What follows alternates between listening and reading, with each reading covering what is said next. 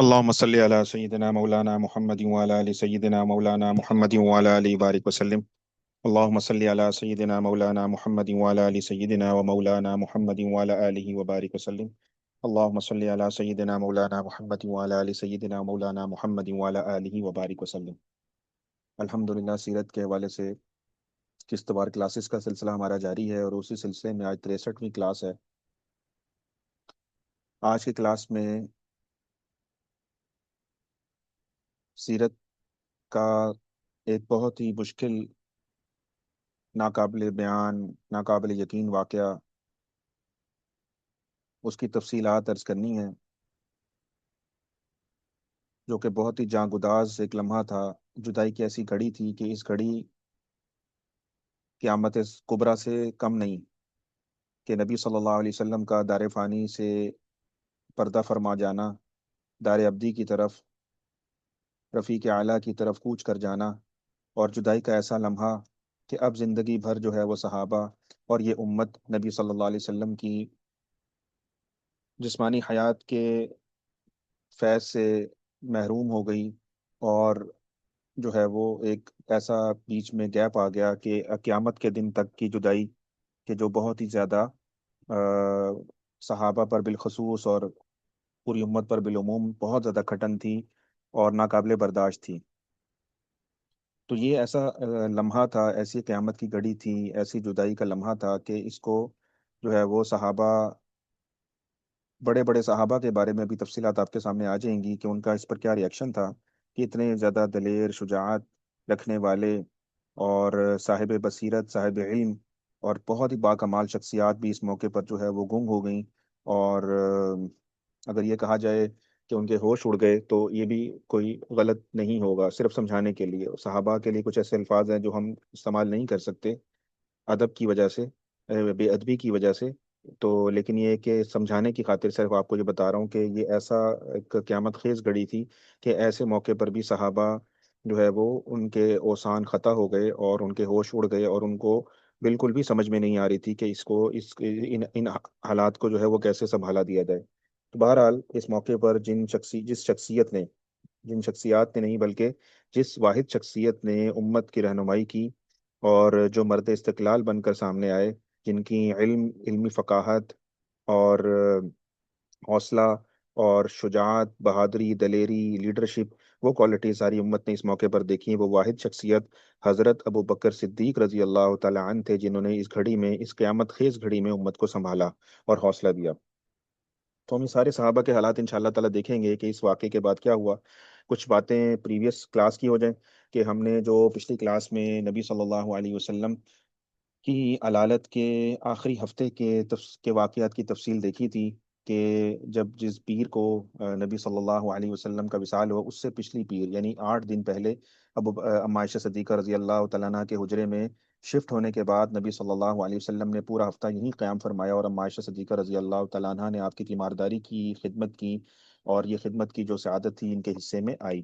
تو اس واقعات کو ہم نے تفصیل سے دیکھا تھا، یومیہ اعتبار سے ہم نے ان سارے واقعات کو دیکھا، کہ جمعرات، جمعہ، ہفتہ اتوار اور پیر کے خصوص واقعات کو دیکھا ہم نے، اور اس میں ساری تفصیل آپ کے سامنے پچھلی کلاس میں آ چکی ہے۔ تو بہرحال روایات میں آتا ہے کہ پوچھا گیا نبی صلی اللہ علیہ وسلم سے آپ کی علالت کے ایام کے اندر کہ یا رسول اللہ آپ کے وصال کی کیفیت کیا ہوگی، یعنی وصال کب ہوگا۔ تو اس موقع پر نبی صلی اللہ علیہ وسلم نے صحابہ سے یہ جواب دیا، آپ نے ارشاد فرمایا کہ وہ گھڑی اب قریب آ رہی ہے، میں اللہ کی طرف لوٹ کر جانے والا ہوں، اور میری جو منزل ہوگی وہ سدرۃ المنتہا ہوگی۔ پھر نبی صلی اللہ علیہ وسلم سے یہ بھی پوچھا گیا کہ یا رسول اللہ آپ کو غسل کون دے، تو فرمایا کہ میرے اہل بیت میں سے جس کا رشتہ میرے سے سب سے زیادہ قریب ہو وہ مجھے غسل دے گا۔ یعنی اس وقت میں آپ کے وصال کے موقع پر حضرت عباس رضی اللہ تعالیٰ عنہ آپ کے چچا تھے، وہ حیات تھے، حضرت علی رضی اللہ تعالیٰ عنہ آپ کے داماد بھی تھے، آپ کے چچا کے بیٹے بھی تھے، وہ بھی حیات تھے، اور حضرت عباس رضی اللہ تعالیٰ عنہ کے بیٹے جو تھے فضل بن عباس اور قاسم بن عباس، یہ بھی موجود تھے۔ تو ان کی طرف نبی صلی اللہ علیہ وسلم کا اشارہ تھا۔ پھر نبی علیہ السلام نے یہ بھی فرمایا کہ میرے اہل بیت کے وہ لوگ جن کا رشتہ میرے سب سے زیادہ قریب ہو وہ مجھے غسل دیں گے، اور ان کے ساتھ بہت بڑی تعداد میں فرشتے بھی ہوں گے، اور تم انہیں نہیں دیکھ پاؤ گے اور وہ تمہیں جو ہے وہ بہرحال دیکھ رہے ہوں گے۔ پھر نبی علیہ الصلوۃ والسلام سے سوال کیا گیا کہ یا رسول اللہ آپ کے کفن دفن کا لباس کیسا ہوگا؟ تو فرمایا کہ جو کپڑے میں نے پہنے ہوئے ہوں انہی میں یا تو کفن دے دینا، یا یمنی چادروں میں مجھے کفن دے دینا، یا مصر کے سفید کپڑوں میں مجھے کفن دے دینا۔ تو اس موقع پر یمن کے ایک شہر سحول سے بنی ہوئی چادریں لائی گئیں، اور ان میں نبی صلی اللہ علیہ وسلم کو کفن جو ہے وہ دیا گیا۔ پھر نبی علیہ الصلوۃ والسلام سے عرض کیا گیا کہ یا رسول اللہ آپ کا جنازہ کون پڑھائے؟ تو حضور صلی اللہ علیہ وسلم کی آنکھوں میں اس موقع پر جو ہے وہ ڈبڈبا گئیں، آنسو آ گئے، اور آپ نے فرمایا کہ آپ نے صحابہ کو بہت زیادہ دعائیں دیں اس موقع پر، ان کے فضائل اور مناقب کو بیان کیا، اور فرمایا کہ اللہ تعالیٰ تمہیں جزائے خیر دے، تم نے اپنی نبی کے ساتھ بہت زیادہ جانثارانہ برتاؤ کیا ہے، اور اس کا ساتھ دیا، اس کی معیت کی، اس کی مدد کی، اس کی نصرت کی، اور اس کا کہنا مانا، اس کی اطاعت کی، اور بہت زیادہ خوشی کا اظہار بھی نبی علیہ الصلوۃ والسلام نے اور اطمینان کا اظہار فرمایا۔ اور اس موقع پر پھر آپ نے صحابہ کو یہ جواب دیا کہ جب مجھے غسل دے چکو اور خوشبو لگا چکو اور پھر کفن پہنا چکو، تو پھر میری قبر کو وہیں کھود دینا جہاں پر میرا انتقال ہوا ہو، اور میری قبر کے کنارے جو ہے وہ میری چارپائی کو رکھ دینا، پھر ایک لمحے کے لیے سارے جو ہے وہ اس کمرے سے نکل جانا۔ اور پھر آپ نے فرمایا کہ میرے دو دوست اور میرے ہم نشین سب سے پہلے آئیں گے، یعنی ایک جبرائیل علیہ السلام اور ایک میکائیل علیہ السلام کی طرف آپ نے اشارہ فرمایا کہ سب سے پہلے وہ میری نماز جنازہ پڑھیں گے، اور اس کے بعد پھر اسرافیل اور ملک الموت آئیں گے ایک لشکر جرار کے ساتھ فرشتوں کے، اور پھر وہ نماز جنازہ پڑھیں گے۔ اس کے بعد آپ نے فرمایا کہ پھر اہل بیت کے مرد آئیں، وہ پڑھیں، یعنی خاندان کے میرے مرد آ جائیں اور پھر وہ جنازہ پڑھیں، اس کے بعد عورتیں آ جائیں خاندان کی، اور اس کے بعد یکے بعد دیگرے تمام مسلمان جو ہے وہ مرد آ جائیں، مومنین وہ جنازہ پڑھیں، اور اس کے بعد عورتیں پھر بچے۔ اور نبی صلی اللہ علیہ وسلم نے اس موقع پر یہ بھی فرمایا، تاکیداً فرمایا کہ دیکھو میری قبر پر کوئی رونے والا نہ ہو، کوئی چلانے والا نہ ہو، کوئی آہوں فغاں کرنے والا نہ ہو، اگر کوئی ایسا کرے گا تو اس سے مجھے تکلیف ہوگی، تو مجھے تکلیف نہ پہنچانا۔ پھر آپ نے یہ بھی فرمایا کہ اور جو میرے ساتھی صحابہ یہاں موجود نہیں ہیں، مدینہ سے باہر ہیں، کسی مشن کے اوپر ہیں، جن کی جو تشکیلوں کے اوپر ہیں، انہیں بھی میرا سلام پہنچا دینا، اور میں تمہیں گواہ بنا کر کہہ رہا ہوں کہ میرا سلام ہو ہر اس شخص پر جو اسلام میں داخل ہو جائے۔ پھر نبی علیہ الصلوۃ والسلام نے یہ بھی فرمایا کہ جس نے میری پیروی کی آج سے لے کر روز قیامت تک، ان سب پر میرا سلام۔ پھر نبی صلی اللہ علیہ وسلم سے سوال کیا گیا کہ یا رسول اللہ آپ کو قبر میں داخل کون کرے گا؟ تو اس موقع پر آپ نے فرمایا کہ میرے خاندان کے لوگوں میں سے جو سب سے قریب ہو وہ مجھے قبر میں داخل کرے۔ تو اس طرح کے ایک روایت بھی آتی ہے جو آپ کے سامنے میں نے بیان کی ہے، اور اس کے بعد اسی کی مزید تفصیلات آپ کے سامنے جو ہے وہ رکھ دیتے ہیں جو سیرتی کتابوں میں موجود ہیں۔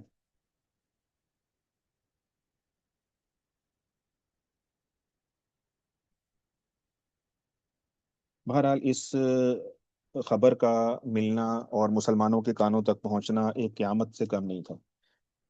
سنتے ہی تمام صحابہ جو ہے وہ پریشان ہو گئے، تذبذب کا شکار ہو گئے، اور مدینہ میں کوہرام مچ گیا۔ اور صحابہ روایت کرتے ہیں کہ جس دن نبی صلی اللہ علیہ وسلم ہجرت کر کے مدینہ منورہ تشریف لائے یثرب کے اندر، تو اس وقت یہاں کی ہر شے اللہ تعالیٰ نے روشن فرما دی۔ ایسا لگا جیسے مدینہ کی ہر شے ذرہ ذرہ جو ہے روشن ہو گیا۔ اور جس دن نبی صلی اللہ علیہ وسلم کا وصال ہوا تو ہمیں ایسے لگا جیسے مدینہ میں ہر طرف اندھیرا چھا گیا ہے، اور ہر چیز جو ہے بجھ گئی، اور جو ہے وہ ایک سیاہی کی مانند جو ہے اندھیرا ہر چیز پر چھا گیا۔ تو صحابہ یہ بھی روایت کرتے ہیں، اور پھر یہ بھی روایت کرتے ہیں کہ جیسے ہی ہم نبی صلی اللہ علیہ وسلم کو دفنا کر ابھی مٹی ڈال کر فارغ نہیں ہوئے تھے اور اپنے ہاتھوں کو جھاڑا بھی نہیں تھا، تو ہمیں اپنے دلوں کے اندر تبدیلی جو ہے وہ محسوس ہونا شروع ہو گئی۔ تو یہ نبی صلی اللہ علیہ وسلم کی برکات کے وہ اثرات جو کہ اس کی محرومی جو ہے صحابہ نے وصال کے دن جو ہے محسوس فرمائی۔ بہرحال یہ ایک واقعہ تھا کہ مدینہ میں تہلکہ پڑ گیا، عورتیں، بچے، مرد سب پریشان اور بالکل جو ہے وہ حواس باختہ ہو گئے اس موقع پر۔ جو بھی خبر سنتا تھا وہ یقین نہیں کرتا تھا۔ اس میں آپ کو جو بڑے بڑے صحابہ ہیں ان کے حالات بتاؤں، جیسے حضرت عمر رضی اللہ تعالیٰ عنہ سے شروع فرمائیں، تو حضرت عمر رضی اللہ تعالیٰ عنہ کی پریشانی اور حیرانی تو سب سے زیادہ بڑی ہوئی تھی، حتیٰ کہ آپ کے بارے میں آتا ہے کہ آپ تلوار سونت کر کھڑے ہو گئے، تلوار نے عام سے آپ نے باہر نکال لی، تلوار کھینچ لی، اور ارشاد فرمانے لگے کہ اگر کسی نے یہ کہا کہ نبی صلی اللہ علیہ وسلم کا وصال ہو گیا تو میں اس کی گردن اڑا دوں گا۔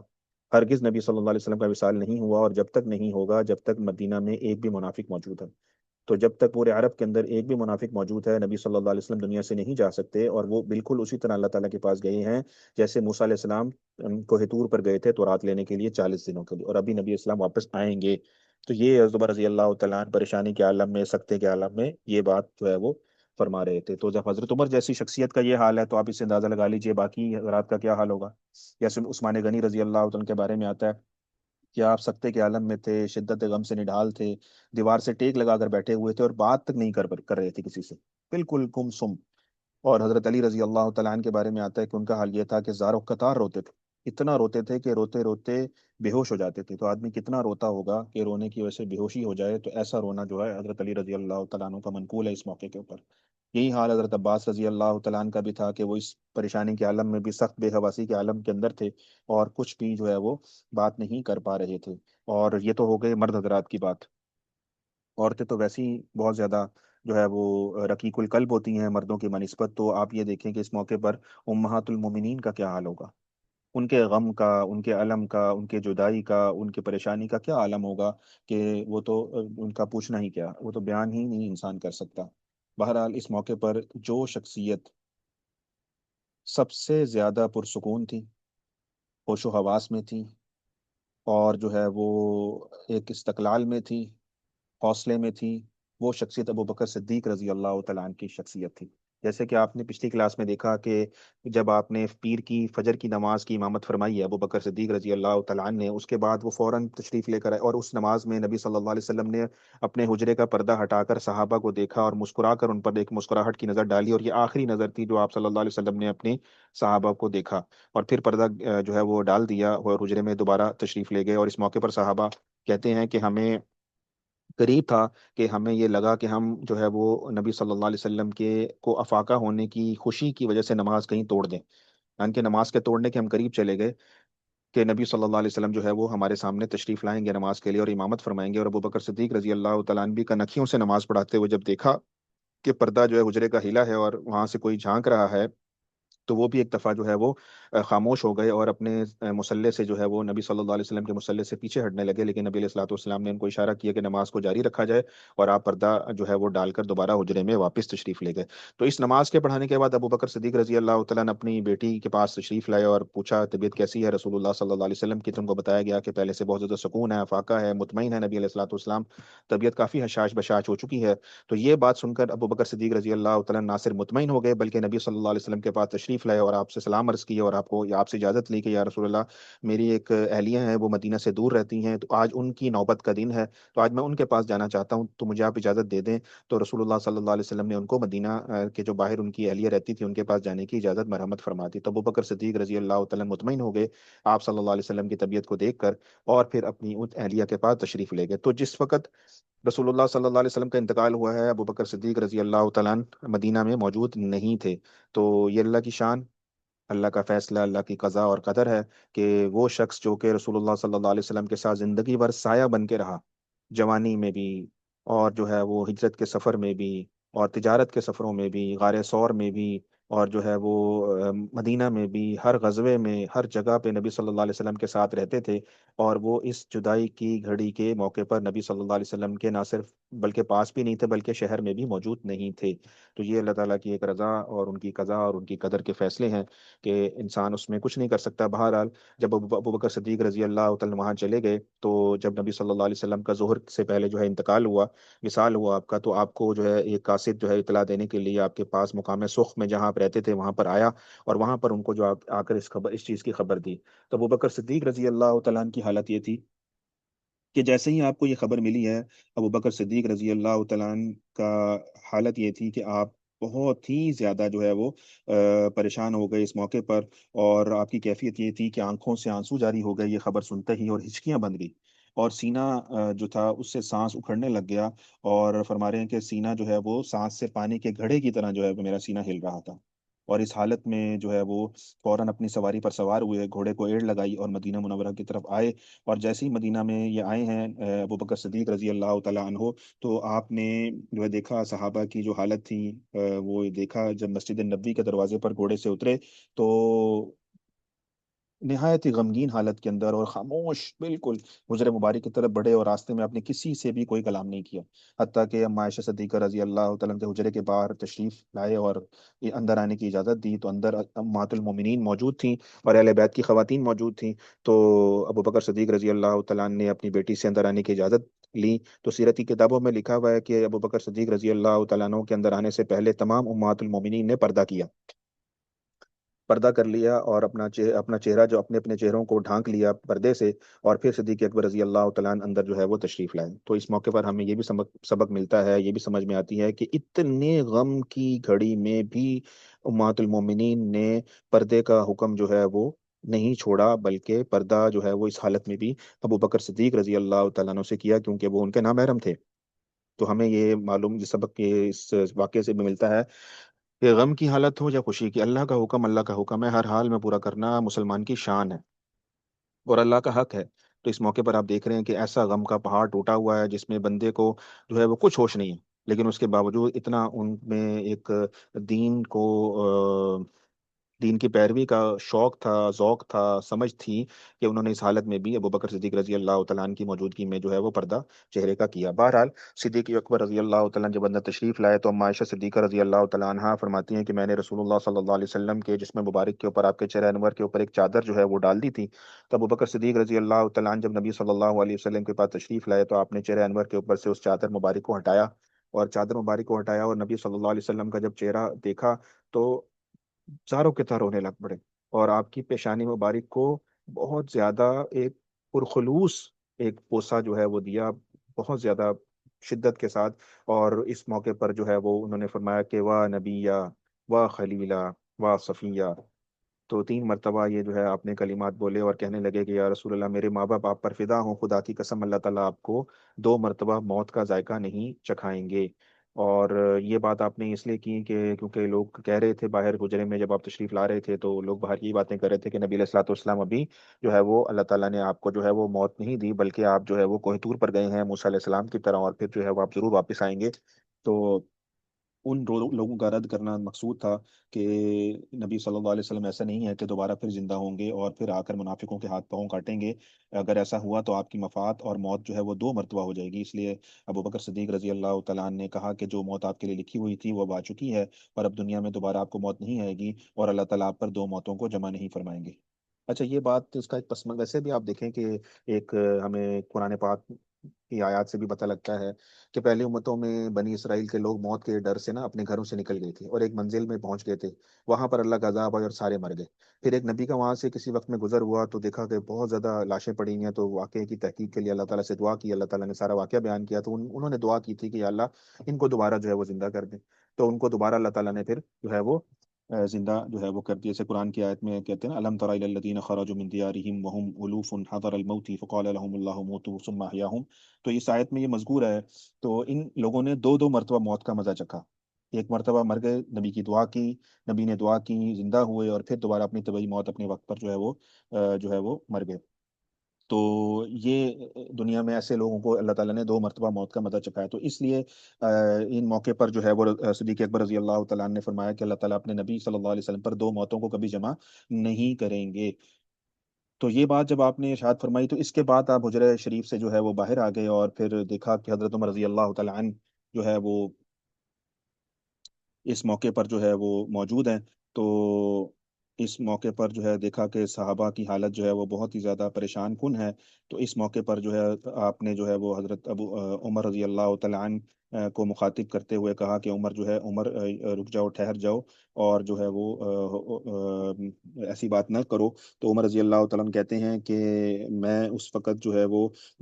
ایسے غم کے اندر تھا کہ مجھے پتہ ہی نہیں ابو بکر مجھے کیا کہہ رہے ہیں،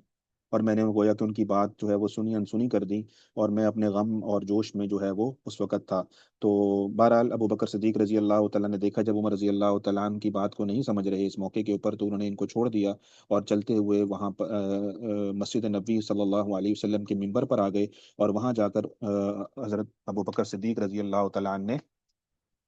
جو ہے وہ ایک خطبہ دیا۔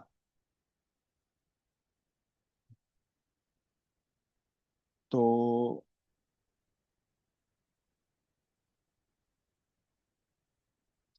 اس موقع کے اوپر جو ابو بکر صدیق رضی اللہ تعالیٰ عنہ کا کردار ہے اس پہ تھوڑی سی تفصیلات مؤخر کرتے ہوئے کچھ اور بات کرتے ہیں، پھر اس کی طرف دوبارہ واپس آئیں گے۔ جیسے آپ یہ چیز دیکھ رہے ہیں، ہم نے پچھلی کلاس میں بھی آپ کو ایکسپلین کیا تھا کہ یہ وہ حجرہ سیدہ عائشہ صدیقہ رضی اللہ تعالیٰ عنہ ہے جس میں نبی صلی اللہ علیہ وسلم نے آخری وقت میں قیام فرمایا تھا، اور یہ وہ چرپائی مبارک، یہ وہ سریر مبارک ہے جہاں پر نبی علیہ الصلوۃ والسلام کا وصال ہوا تھا، اور پھر اس کے بعد جو ہے وہ تدفین کا مرحلہ شروع ہوا۔ تو اسی چرپائی کو यहाँ से सिरका दिया गया और यहीं पर जो है वो नबी सल्लल्लाहु अलैहि वसल्लम की लाहद मुबारक को जो है वो खोदा गया था। और इसमें फिर नबी सल्लल्लाहु अलैहि वसल्लम की तदफीन की गई थी। तो तदफीन की कुछ बातें आप सल्लल्लाहु अलैहि वसल्लम की इस हवाले से कर लेते हैं कि आप इस हवाले से क्या तफसीलात हमें सीरत की किताबों में मिलती हैं।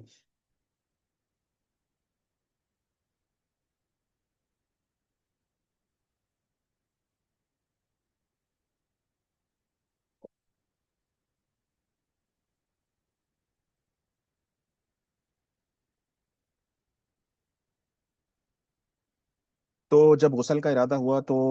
अब ये सवाल पैदा हुआ, साहबा ने मशवरा किया कि क्या किया जाए, क्या नबी सल्लल्लाहु अलैहि वसल्लम के जो जुब्बा मुबारक है, कपड़े मुबारक है, उनको उतारा जाए या इन्हीं के ऊपर जो है वो गुसल दिया जाए। तो साहबा कहते हैं कि अभी हम यही मशवरे में थे, यही इसी में ही जो है वो अपनी राय जो है पेश फरमा रहे थे कि अल्लाह ताला ने हम सब पर जो है वो नींद को गालिब कर दिया और गनूदगी के आलम में चले गए सारे के सारे। और हमने ये देखा कि कोई पुकारने वाला पुकार रहा है, गैबी तौर पर आवाज आ रही है कि अल्लाह ताला के रसूल को बरहना ना करो बल्कि कपड़ों ही में गुसल दे दो। चुनाचे फिर हमने इसी पैरहन मुबारक में जो आपने पहना हुआ था उसी में आपको नहलाया गया, और उसके बाद जो है वो उसके ऊपर चादरें रखी गई कफन की, और फिर नीचे से उसको पर्दे की हालत में जो है वो निकाल दिया गया, और फिर वो जो है वो कफन जो है आपको पहना दी गया। तो गुसल के बाद सहूल यमन का एक शहर है, वहां के बने हुए कपड़े थे, 3 कपड़े थे, उनमें आपको कफन दिया गया जिसमें कोई कमीज नहीं थी, यमामा नहीं था। और फिर वो पैरहन मुबारक जो आपने पहना हुआ था गुसल की हालत में, जिसके ऊपर से गुसल दिया गया था, उसको फिर जो है वो उतार लिया गया। आपको गुस्ल देने वाले हजरात में हजरत अली और हजरत अब्बास, ये वो मुबारक लोग थे जिन्होंने नबी सल्लल्लाहु अलैहि वसल्लम को इस मौके पर गुस्ल दिया। और हजरत अब्बास के 2 बेटे फजल और कसम बिन अब्बास ये करवटें बदलवा रहे थे। और आपके जो एक आज़ाद करदा गुलाम के बेटे हजरत उसामा बिन जैद, जिनको लश्कर उसामा की रवानगी का भी आपने अभी हुक्म फरमाया था, तो उनको जो है वो और आपके एक आज़ाद करदा गुलाम है शकरान, वो दोनों जो है वो पानी नबी अलैहिस्सलाम के जिस्म अतहर पर डाल रहे थे। तो ये गुस्ल की तफसीलात हैं। और इसके बाद फिर दोबारा तजीज़ व तकफीन का मसला हुआ, उस पर सवाल पैदा हुआ कि नबी अलैहिस्सलाम को कहाँ जो है वो दफन किया जाए। सहाबा इस मौके पर हर हर चीज़ में आपस में बाहमी मुशावरत के साथ और अच्छे तरीके से जो है वो डिस्कशन करके जो है वो मामलात को लेकर चल रहे थे। इसलिए बार बार जो है वो हर हर चीज़ पर आप देखेंगे कि मशवरे के मुताबिक जो है वो बातें आ रही थी। तो जब दफन करने की जगह के हवाले से राय आई तो इसमें मुख्तलिफ राय आई। एक राय तो ये आई कि नबी अलैहिस्सलाम का मस्कन क्योंकि मक्कातुल मुकरमा था, बैतुल्लाह वहाँ है, तो नबी अलैहिस्सलाम को मक्का में बैतुल्लाह के पास जो है वो आपकी तदफीन की जाए। एक राय ये आई कि नबी सल्लल्लाहु अलैहि वसल्लम को जो है वो जन्नतुल बकी के अंदर जो है वो, जहाँ आपके दीगर सहाबा हैं, अहले बैत के लोग हैं, वहाँ पर आपको जो है वो दफन किया जाए। एक राय ये आई कि आप अलैहिस्सलाम को मस्जिद नबवी के मिंबर के पास जो है वो दफन किया जाए। एक राय ये आई कि आप, क्योंकि आपको शोदा ओहद के साथ बहुत ज़्यादा दिली लगाव था और आप आखिरी मरतबा वहाँ तशरीफ बिलखुसूस लेकर गए थे और उनके लिए दुआ मगफरत भी आपने की थी, तो आपको जो है वो जबल ओहद के पास शोदा ओहद के कब्रिस्तान में जो है आपको वहाँ आपकी तदफीन की जाए। एक राय ये आई बड़ी मुनफरिद, वो ये आई कि नबी अलैहिस्सलाम को बैतुल मक़दस में तदफीन आपकी की जाए, क्योंकि वो सरजमीन अम्बिया का मस्कन भी है। और अम्बिया के बहुत सारे जो वहाँ पे कबूर जो हैं वो फ़लस्तीन में मौजूद हैं। तो आप अलैहिस्सलाम को भी बैतुल मक़दस में जो है वो आपकी तदफीन जो है वहाँ की जाए। तो एक राय ये आई कि आपको इसी जगह पर, जिस जगह पर आप मौजूद हैं, जहाँ पर आपकी वफात हुई है, वहीं पर आपको जो है वो दफन जो है वो किया जाए।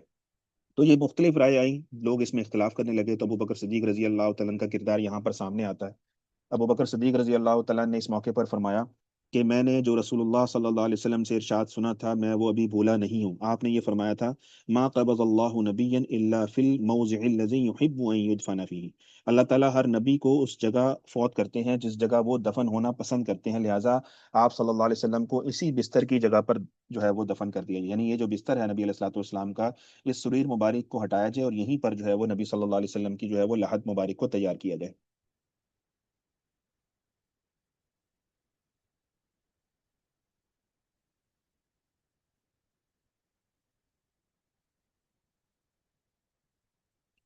तो बहरहाल तय हुआ कि जिस जगह आपका बिस्तर है इसको हटवाया जाए और यहाँ पर जो है वो कब्र को जो है वो निकाला जाए। तो आप ये तस्वीर देख रहे हैं, यहाँ से वो बिस्तर मुबारक को हटवा दी गया और फिर इस जगह पर जो है वो कब्र को तैयार किया गया। अब कब्र को तैयार करने का जो मामला हुआ, यहाँ पर भी मशवरा लिया गया कि कब्र कैसे तैयार की जाए, बगली कब्र बनाई जाए या लाहद बनाई जाए। लाहद बनाई जाए। बगली कब्र उसे कहते हैं कि सीधी कब्र खोदी जाती है, उसके बाद ایک طرف جو ہے وہ ایک ونڈو سی نکالی جاتی ہے ایک طرف کو، اور جو میت ہے وہ اس اندر کی طرف جو ہے وہ رکھی جاتی ہے، اور پھر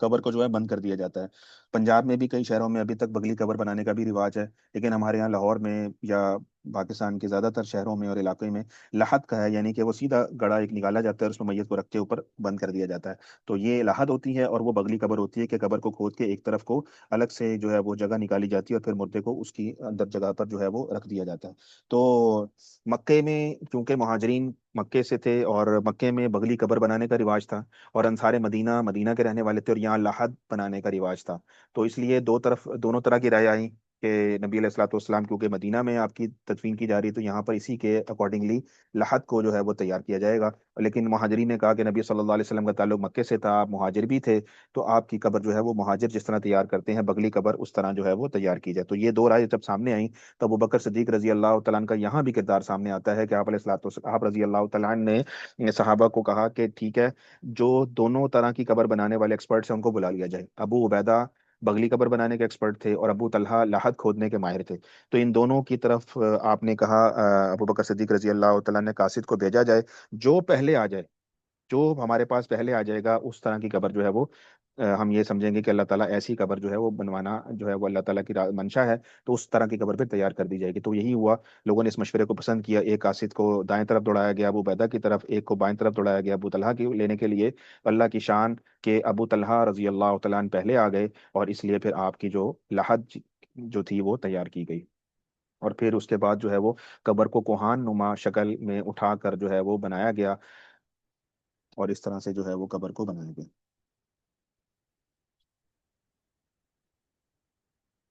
تو جمہور علماء کا یہی موقف ہے کہ قبر بنانے میں کوہان نما بنانا ہی مستحب ہے، اور ایسا کرنا بالکل برابر بنانے سے افضل ہے۔ تو ایک ہے کہ قبر کو بہت زیادہ اٹھا کر بنانا، ایسا کرنا بھی ممنوع ہے، اور بالکل برابر بنانا یہ بھی غیر اولا ہے۔ اولا یہ ہے کہ زمین کے نہ بالکل برابر ہو نہ بہت اونچی ہو، بلکہ تھوڑی سی اٹھا کر کوہان کی شکل میں جو ہے وہ بنائی جائے، جیسے کہ ابھی آپ یہ تصویر میں دیکھ بھی رہے ہیں۔ اور پھر یہی وہ مبارک جگہ، یہی وہ جگہ ہے جہاں پر ابو بکر صدیق رضی اللہ عنہ کا وصال ہوتا ہے، تو ان کو یہاں پر اس جگہ کے اوپر جو ہے وہ ان کی قبر مبارک کو تیار کیا گیا، اور حضرت عمر رضی اللہ تعالیٰ عنہ کی وفات کے بعد آپ کو بھی اسی حجرہ عائشہ کے اندر جو ہے وہ آپ کی تدفین کی گئی۔ تو تینوں ساتھیوں کو ایک ہی جگہ پر جو ہے وہ اللہ پاک کی جو ہے وہ عنایت کے ان کو اکٹھے جو ہے وہ دفن کیا گیا۔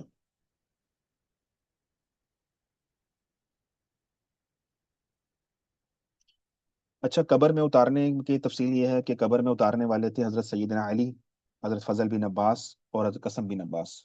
اور ان کے علاوہ آپ کے آزاد کردہ غلام شکران۔ یہ سارے وہ حضرات تھے جو جن کو یہ سعادت ملی کہ قبر مبارک میں اترے، اور پھر نبی علیہ الصلوۃ والسلام کو جو ہے وہ قبر مبارک میں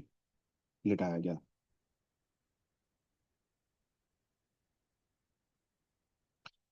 اچھا، تدفین کے حوالے سے تفصیلات یہ ہیں کہ زیادہ راجع قول تو یہ ہے کہ نبی علیہ الصلوۃ والسلام کا وصال چونکہ پیر کے دن ہوا، تو آپ کی جو تدفین ہوئی ہے وہ بدھ کے روز ہوئی ہے، اور ایک کال یہ بھی ملتا ہے کہ پیر کے دن ہی تدفین ہو گئی، اور ایک کال منگل کا بھی ملتا ہے کہ منگل کے دن تدفین ہو گئی۔ اچھا، اس پر بھی اعتراض کیا جاتا ہے کہ نبی علیہ الصلوۃ والسلام کا وصال پیر کو ہوا، تو تدفین اتنے دن بعد کیوں کی گئی، فوراً کیوں اس کام کو نہیں کیا گیا؟ تو یہ اس کا جواب بہت زیادہ کوئی مشکل نہیں ہے، بہت ہی آسان جواب ہے، اور اس کا آسان جواب یہ ہے کہ نبی علیہ الصلوۃ والسلام کی جو تدفین کے موقع پر جو جنازے کی ترتیب تھی، ایک تو یہ تھی کہ نبی علیہ الصلوۃ والسلام کا جو جنازہ تھا اس کو جو ہے وہ باہر کسی میدان میں لا کر رکھ دیا جاتا، اور سارے کے سارے صحابہ پیچھے کھڑے ہو جاتے اور ایک وقت میں ہی نماز پڑھ لیتے۔ لیکن کیونکہ ایسا کرنا نہیں تھا کہ نبی علیہ الصلوۃ والسلام کی جو ہے وہ جنازے کو کہیں لے جایا جاتا، بلکہ نبی علیہ الصلوۃ والسلام کے حجرے میں ہی آپ کی تدفین کے وقت ہی یہ طے پایا، اور نبی علیہ الصلوۃ والسلام کی حدیث بھی آپ کے سامنے تھوڑی دیر پہلے آ چکی ہے کہ لوگ آتے جائیں گے اور جو ہے وہ بڑھتے جائیں گے، کوئی امامت نہیں ہوگی جنازے کی۔ تو یہاں پر یہی عمل ہوا۔ اب یہ دیکھیں، اب یہ حجرے کی تصویر آپ کے سامنے ہے، اب یہ حجرہ اتنا چھوٹا ہے لوگوں کے جمع ہونے کے اعتبار سے، کہ اس میں بیک وقت جو ہے وہ 10 12 لوگ شاید بمشکل آ سکتے ہوں، یہ بھی بہت زیادہ میں نے آپ کو بتایا۔ تو اس لیے کیونکہ ایک پورے مدینہ کے مسلمانوں نے باری باری آنا تھا، اور اس طرح سے نماز جنازہ نبی علیہ الصلوۃ والسلام پر پڑھنی تھی، تو اس لیے جو ہے وہ یہ ممکن ہی نہیں تھا کہ ایک پلک جھپکنے میں یہ سارا کام ہو جاتا اور ایک دن میں اس کو مکمل کر لیا جاتا، اس لیے۔ اور ایک روایت میں آتا ہے کہ تقریباً 30,000 لوگوں نے نبی صلی اللہ علیہ وسلم کے اس موقع پر اوپر جو ہے جنازہ پڑھا ہے انفرادی اعتبار سے، کچھ لوگ آتے تھے پڑھتے تھے اور پھر جو ہے وہ चले जाते थे और फिर दूसरे उनकी जगह पर जो है वो आ जाते थे। तो बहरहाल इसीलिए जो है वो इतने दिन इस पे लग गए कि पीर का दिन भी लग गया, मंगल का दिन भी लग गया, और बुध के दिन फिर आपकी जो है वो तदफीन हुई। तो मैंने आपको ये बता दिया कि जनाजा शरीफ को कब्र के किनारे पर रख दिया गया, और एक एक ग्रोह आता था हुजरा शरीफा में और तनहा नमाज पढ़कर बाहर वापस चला जाता था, और कोई किसी की इमामत नहीं करता था, अलग अलग बगैर इमाम के नमाज पढ़ के लोग वापस चले जाते थे। बल्कि इस मौके पर भी लोगों ने मशवरा हुआ कि क्या किया जाए, कि रसूलुल्लाह सल्लल्लाहु अलैहि वसल्लम की नमाज जनाजा पढ़ी जाएगी या नहीं पढ़ी जाएगी। तो इस सिद्दीक़ अकबर रजी अल्लाह तआला अन्हु का यहाँ भी किरदार सामने आता है, और आपने लोगों को फरमाया कि लोगों जनाजा पढ़ो। तो लोगों ने कहा कैसे पढ़ें, तो अबू बकर रजी अल्लाह तआला अन्हु ने फरमाया कि एक एक ग्रोह अंदर आए और तकबीर कहे, फिर दुआ, फिर दुरूद पढ़े, और फिर दुआ पढ़े और फिर बाहर चला जाए। और फिर दूसरा ग्रोह दाखिल है और इसी तरह तकबीर कहे, दुरूद पढ़े, दुआ करे, वापस चला जाए। इसी तरह सब लोग जो है वो नमाज पढ़ेंगे। तो काजी अयाद रहमतुल्लाह अलैहि यही फरमाते हैं कि यही सही मज़हब है कि आप सल्लल्लाहु अलैहि वसल्लम पर हकीकतन नमाज जनाजा पढ़ी गई है, और यही जमहूर का मसलक भी है। और इमाम शाफी रहमतुल्लाह अलैहि ने भी इसी कौल को इख्तियार किया है कि आप पर नमाज जनाजा पढ़ी गई है। एक कौल इसमें यह भी मिलता है कि आप पर जनाजा तो नहीं पढ़ा गया, लेकिन लोग हुजरा शरीफा में बारी बारी दाखिल होते थे और सलातो सलाम और दुरूद और दुआ पढ़ते थे, और फिर वापस जो है वो चले जाते थे। अच्छा, यहाँ पर एक ख़ास तौर पर एक बात मिलती है अबू बकर रज़ी अल्लाह तआला अन्हु की और उमर रज़ी अल्लाह कि उन्होंने जमाज़ जनाज़ा पढ़ा और उसमें क्या पढ़ा और क्या दुआ की। तो उसके अल्फ़ाज़ भी हमें सीरत की किताबों में मिलते हैं कि आप जो है वो नबी सल्लल्लाहु अलैहि वसल्लम के जनाज़े को जब तैयार करके रख दिया गया कब्र के करीब, तो ये हज़रात अंदर तशरीफ़ लाए, शेख़ैन आए, और शेख़ैन ने यहाँ पर आकर ये पढ़ा कि सलाम हो आप पर ए अल्लाह के नबी, और उसकी रहमतें और बरकतें हों आप पर ए अल्लाह। हम गवाही देते हैं कि रसूलुल्लाह ने वो सब कुछ पहुँचा दिया जो उन पर उतारा गया था, और आपने उम्मत की खैरख़्वाही की है और अल्लाह की राह में जिहाद किया है, यहाँ तक कि अल्लाह ने अपने दीन को गालिब कर दिया है और उसका बोलबाला हो गया। ऐ अल्लाह, हमें इन्हीं लोगों में से बना जिन्होंने आपकी वही का इत्तबा किया, और हमको आपके साथ जमा कर दीजिए। आप हमको और हम आपको पहचान लें। आप मुसलमानों पर बड़े मेहरबान थे। हम अपने ईमान का कोई मुआवज़ा और कोई कीमत नहीं चाहते। तो लोगों ने इस पर आमीन कही, और ये हज़रात जब फ़ारिग हो गए तो फिर दूसरे मर्द हज़रात आते रहे और ये जनाज़ा पढ़ते रहे, और उसके बाद औरतों ने और फिर बच्चों ने जो है वो नमाज़ जनाज़ा इसी तरीके से अदा की है। तो ये जो सराहतन अल्फाज में मिलते हैं अबू बकर सिद्दीक रज़ी अल्लाह तआला अन्हु के और उमर रज़ी अल्लाह तआला अन्हु के कि आपने नमाज़ जनाज़ा अदा की है और इन अल्फाज के साथ दुआ की है, ये उस जो है वो गलतफहमी की नफ़ी करती है कि जो एक बातिल ग्रोह ने फैलाई हुई है कि जो खुलाफाए सलासा थे, इन्होंने नबी सल्लल्लाहु अलैहि वसल्लम के जनाजे में शिरकत नहीं की। तो ये एक सफ़ेद झूठ, ये खिलाफ अकल, बेमंतकी बात, बिल्कुल गलत बात, गलत मंसूब बात है कि खुलफा आपके जनाजे में शरीक नहीं हुए। बल्कि मैंने तो आपको सीरत की किताबों से बहवाला बता दिया कि ये पूरे अल्फाज बिलखसूस इन दोनों हजरात के लिए नकल किए गए कि इन्होंने एक्चुअल पढ़ा गया था। बाकी किसी के अल्फाज नहीं मिलते कि लोगों ने दुआओं में क्या दुआ मांगी, लेकिन इन हजरात के खास तौर पर अल्फाज को नकल करने का मकसद ही ये सीरत निगारों का कि इस झूठ की, सफ़ेद झूठ की नफ़ी की जाए कि खुलफाए सलासा ने जो है वो नमाज जनाजा नहीं पढ़ी।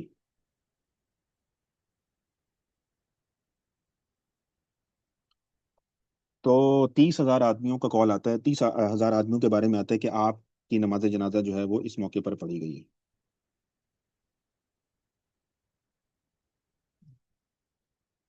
तो सहाबा इकराम रजी अल्लाह तआला अन्हु दफन से फारिग हुए तो कफ़े अफसोस मलते हुए और खून के आंसू बहाते हुए इस मुसीबत कुबरा पर इन्ना लिल्लाहि व इन्ना इलैहि राजिऊन पढ़ते हुए अपने अपने घरों को जो है वो दाखिल हो गए। तो मेरे भाइयों दोस्तों, अर्ज करना यह है कि सफ़र आखिरत की तैयारी अम्बिया अलैहिस्सलाम की सुन्नत में से एक सुन्नत है।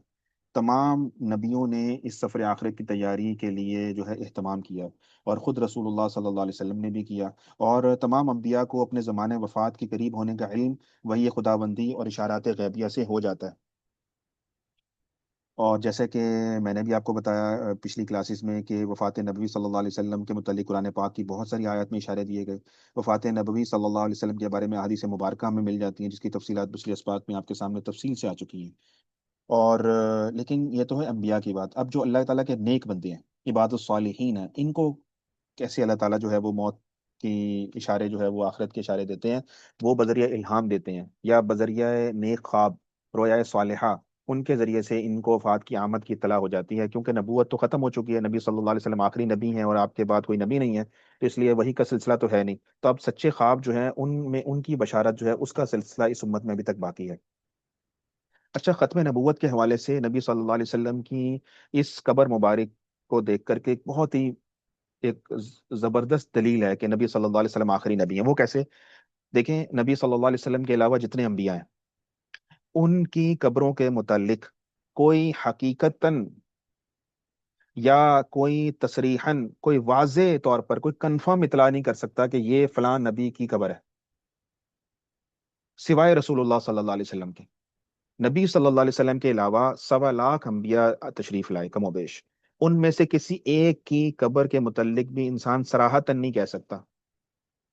پن پوائنٹ نہیں کر سکتا کہ یہ واقعی یہ جو قبر کے متعلق بات منسوب ہے کہ یہ حضرت موسیٰ علیہ السلام کی قبر ہے، ابراہیم علیہ السلام کی قبر ہے، اسماعیل علیہ السلام کی، اسحاق علیہ السلام کی، یہ انہی کی قبر ہے. ایک بھی نبی کی قبر کے متعلق ہم ایسا نہیں کہہ سکتے. لیکن رسول اللہ صلی اللہ علیہ وسلم کے متعلق کنفرم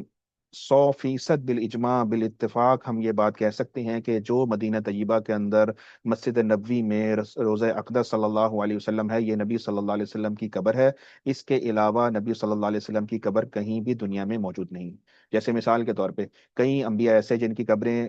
کا دعویٰ ملٹیپل جگہ پر ہوتا ہے. جیسے یوشا علیہ السلام ہے، یوشا علیہ السلام کی قبر کے متعلق 2-3 ملکوں میں دعویٰ کیا جاتا ہے کہ ان کی قبر عراق میں بھی کہا جاتا ہے کہ ہے، بغداد میں بھی ان کی قبر کا دعویٰ کیا جاتا ہے، اور بھی ایک دو ممالک ہیں جہاں ترکی میں بھی ان کی قبر کا دعویٰ کیا جاتا ہے. ایک جگہ پہ منسوب ہے کہ یہ یوشا علیہ السلام کی قبر ہے، باقاعدہ وہاں پہ سارا کچھ موجود ہے، ان کا نام بھی لکھا ہوا ہے اور سارا مزار بھی موجود ہے. اور ایک بغداد میں بھی ان کی قبر کے متعلق کہا جاتا ہے کہ ان کی قبر ہے یوشا علیہ السلام کی. تو اس طرح ملٹیپل جگہ کے اوپر انبیاء کی جو ہے وہ قبور ہیں. لیکن رسول اللہ صلی اللہ علیہ وسلم کی قبر کو واضح کر دینا اور اس کے مطابق متعلق ہر قسم کے ابہام کو دور کر دینا، اس بات کی طرف اشارہ ہے کہ رسول اللہ صلی اللہ علیہ وسلم آخری نبی ہیں، اور آپ علیہ الصلوۃ والسلام کے بعد کوئی نبی نہیں، اور یہ نبی علیہ الصلوۃ والسلام کا مرکز مبارک ہے کہ جہاں پر آپ کا وصال ہوا. تو گویا آپ دنیا سے تشریف لے جا چکے ہیں، اب کوئی نبی سوال ہی پیدا نہیں ہوتا کہ آ جائے اور ان کی جو ہے وہ کسی بھی قسم کے متعلق جو ہے وہ ان کے متعلق جو ہے وہ بات کی جائے کہ ان کی قبر جو ہے فلاں جگہ ہے فلاں جگہ. تو یہ نبی علیہ الصلوۃ والسلام کی جو لحد مبارک ہے، جو روزہ اقدس ہے، یہ بھی نبی صلی اللہ علیہ وسلم کے ختم نبوت کی ایک بہت ہی جو ہے وہ لطیف جو ہے وہ دلیل ہے. بہرحال بات ہو رہی تھی کہ عباد الصالحین کو اللہ تعالیٰ بذریعہ الہام اور رویا صالحہ کے ذریعے سے جو ہے وہ اشارات کر دیتے ہیں. اور عام عوام کے لیے کیا ہے، عام عوام کو بھی اللہ تعالیٰ اشارہ کرتے ہیں، عام عوام کو بھی سفر آخرت کے اشارے دے دیے جاتے ہیں. مثال کے طور پہ عمر کا 60 سال سے اوپر ہو جانا، یہ واضح اشارہ ہے کہ اب جو ہے وہ دنیا سے جانے کا وقت قریب ہے اور دنیا میں رہنے کا وقت کم ہو چکا ہے. اور آدمی جو ہے اس کی تیاری، پھر اس کو جو ہے وہ اس کو آخرت کی تیاری میں گزارے، اس باقی ماندہ زندگی کو اس کی جو بھی موجود ہے. پھر دانتوں کا ٹوٹ کر گر جانا، یہ بھی اللہ تعالیٰ کی طرف سے ایک اشارہ ہے کہ اب جو ہے وہ آخرت کی تیاری ہمیں کر لینی چاہیے. کوئی بیماری کا آ جانا، یہ بھی متنبع کر دیتی ہے انسان کو کہ اب اس کی جو ہے وہ اس کا وقت جو ہے وہ قریب آ گیا ہے. اپنے ہم اسروں کو، اپنے ہم عمروں کے انتقال کو دیکھنا،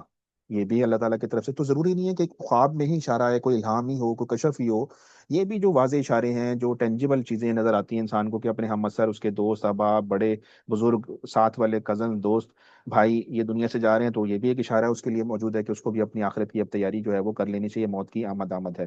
تو بڑھاپے کا آ جانا، اس کے بعد حجت بالکل تمام ہو جاتی ہے. تو یہ جو ہے تمام کے تمام ایسے اشارے ہیں جو کہ عام لوگوں کے لیے اللہ تعالیٰ کی طرف سے دیے جاتے ہیں آخرت کی تیاری کے حوالے سے.